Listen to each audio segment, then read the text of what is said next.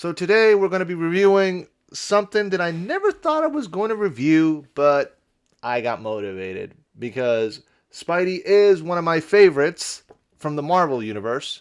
I'm more DC, but I do love some Marvel as well. And I am a big Predator fan. So this is a story that we're going to talk about because I liked it a lot. And I'm pretty sure you guys will too. If you guys are Spider-Man fans, you're definitely going to want to watch this video.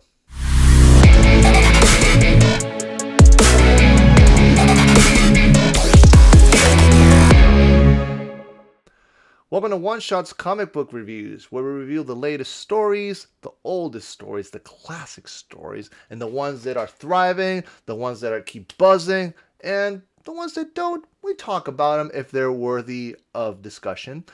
But either way, I'm Phil, and today we are diving into, like I mentioned, Predator versus Spider-Man. This is an issue that I had read a while ago, but this week the trade paperback came back, so I was like, you know what? I'm going to do a review of this comic because I know most of Marvel fans, I would say all of Marvel fans, love Spider-Man. Who doesn't love Spider-Man? We all do. You know, like Spider-Man is a kid, and we're growing up watching and reading these comics and TV shows and movies. We want to be these superheroes. We want to be these guys, especially with Marvel, because Marvel is more of a relatability. What if I was a teenager and I could crawl through walls and have a spider sense and throw webs? With great power comes great responsibility. This is a cool story. It's definitely one that I never thought that was going to happen, like a crossover between the greatest hunter of the universe versus our friendly neighbor. Because you would think that you might want to see the Predator go up with someone a lot more aggressive, someone more dangerous, you know? But stick around and you'll see who he goes up with as well. But before we continue, please like, share, and subscribe to the channel. Helps out our algorithm. If you like these reviews, please comment on them. Tell us if you read out these comics before. Are you thinking about getting into the comics? What comic books do you would suggest that I review also? All of that good stuff. So please like, share, and subscribe.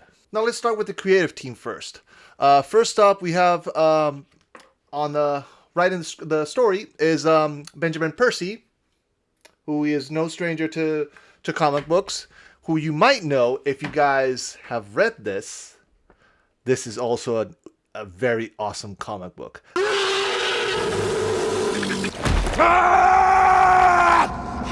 This is actually, so minor spoiler alert, so there will be this is a crossover story, because this one came out, Predator versus Wolverine.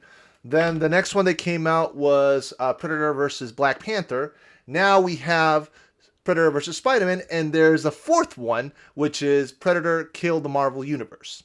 So I will be reviewing every single one of them, but just to give you a little context of where this story is going. So overall, Benjamin Percy, so he infuses the story with horror thrilling energy. So this story has a lot of horror in it, which you could tell it was pushing almost to rated R, but I would say it's a PG-13 edging to an R, if that makes any sense. So that's the type of horror I see in the story. It also, Percy wrote it like it was a sort of like a slasher type also, because this is not your average Predator that we're used to. Predators, or the Yachu, that's what they're called, their race. They are hunters. They hunt. They are looking for their next prey, their next challenge. That's their nature. That's who they are. But why is this Predator in New York? Because we've seen the Predator in movies and other comics also going around here and there. But why is he in New York? What's so special about this Predator? And this is where Percy pretty much nailed it off right here. Because this is not a very average. This is not an average Predator. Cover art kicks off with Paulo Quisiera, while variant collectors got gems from Ryan Brown and Tyler Kirkham. Ferreira's interiors deserves the spotlight because he transforms New York into a suffocating hunting ground. Now, what do I mean by hunting ground? So let's talk about now of the story setup, and I will explain what I mean about hunting ground. They made New York into a jungle. Now, how did they make it into a jungle also? So another spoiler alert here is that there is a heat wave going on in New York. So that's why like power's also going out. So New York, they turned it into a urban jungle. Bodies start turning up, skinned and brutalized, typical Yautja or predator fashion. And the killer, as we know, is a Yautja or a predator. But they call this predator Skinner. But like I said earlier, this isn't your average predator.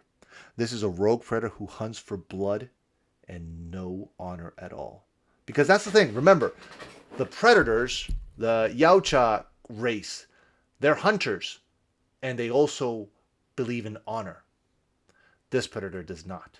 And that makes this predator even more dangerous.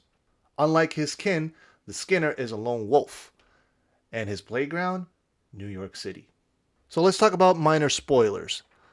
From the first issue, Peter follows the trail, grisly murders, strange tech, and rooftops drenched in tension. He balances his personal life while piecing together this nightmare. Skinner adapts quickly, scavenging weapons, upgrading, and pushing Spidey to the edge. And also, at the end of issue 1, Kraven, the hunter.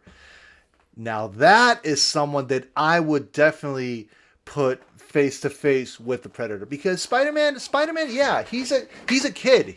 He's a hero, he's a kid, he's got super strength, he's got Spidey sense, yes.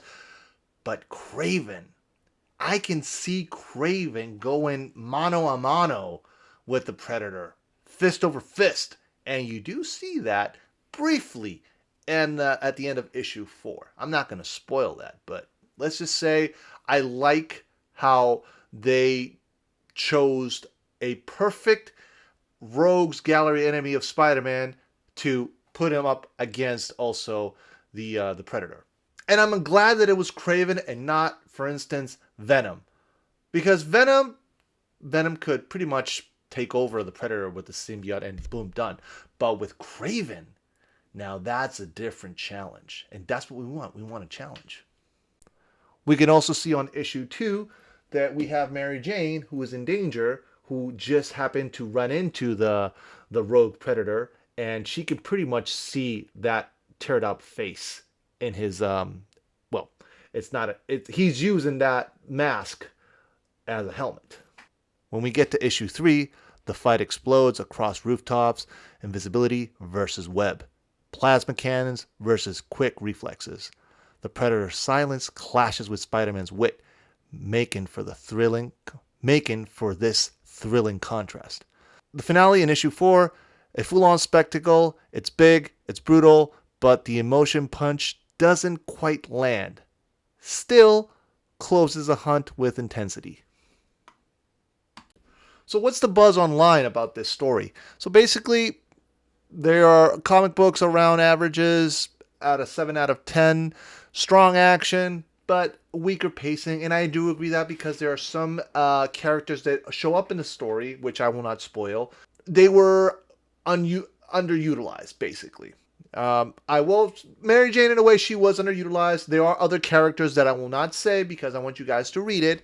But yes, strong action on the story, but weak pacing. That's my only criticism of this book, the story. Marcelo Ferreira's art definitely stole the spotlight. Fans say it's a mesh of both worlds perfectly, with variant covers hyped as weekly favorites. There are so many cover arts that have been coming out for this issue. Me personally, I don't like to. I rarely collect cover art, variant cover arts. I like the original ones, 1 through 4, but that's just me. Like, for instance, with Batman issue 1, I got that cover because that was the first coming out of Batman. That was a whole reboot. So there are exceptions that I make. But overall, yeah, the cover art has definitely had the people talking. So my final verdict for this comic book, I like to give 1 out of 10 review. So this one, like I said, has good actions, a good blend, weak pacing though, unfortunately, some characters unutilized.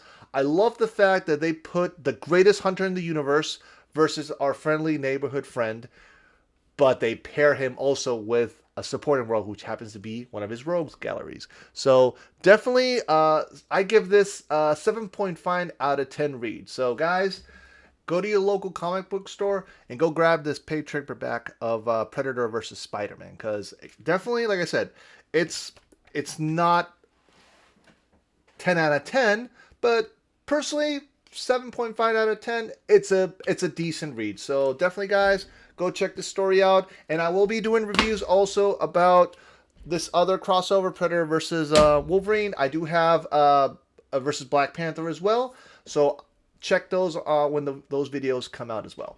So guys, if you like this content, please, again, like, share, and subscribe to the channel. Share your comments down below. And we'll see you next time on One Shot's Comic Book Reviews.